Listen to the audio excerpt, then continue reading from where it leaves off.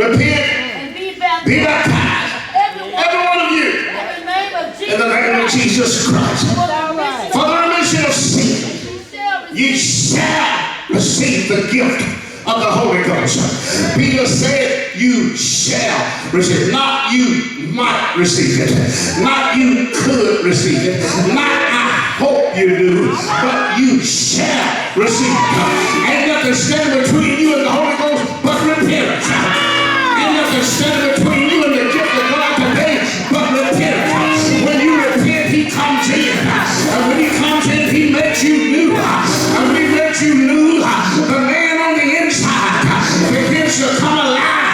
The spirit man, the one that's been lying dormant since the day you were born, he's been ready for years to walk in you.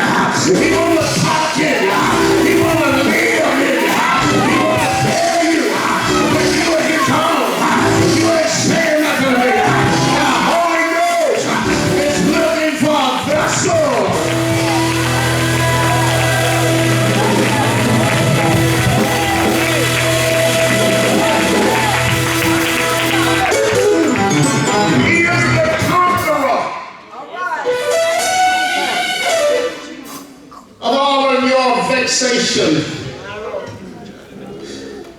All of your hard times, all of your problems, the Holy Ghost is the conqueror, the intercessor. When you don't know what to pray for, as you ought to know. You should know because it's you that need it. But sometimes you still don't know. But when you don't know what to pray for as you ought to know, the intercessor knows more about you than you know about yourself. And when you just open up your mouth, he'll take over. When you just say, Lord, help me fix it for me, he's standing willing and ready and able to bring you out wherever you are.